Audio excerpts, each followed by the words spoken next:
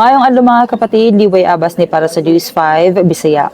Gibisita ni Davao City Representative Pulong Duterte ang iyang amahan nga si former President Rodrigo Duterte sa International Criminal Court sa The Hague ngadto sa the Netherlands. Sa wala pa ang maong pagbisita, giinsister ni Congressman Pulong sa Korte Suprema nga iligal ang pag-aresto ug pagpriso sa iyang amahan.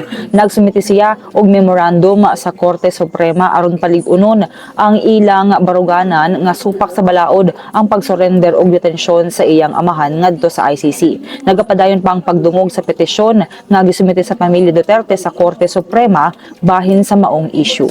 Kini sa mga tong update, magpadayon lang sa pagbantay sa social media pages ni News 5 para sa uban pang mga balita ug update. Amping tangtanan.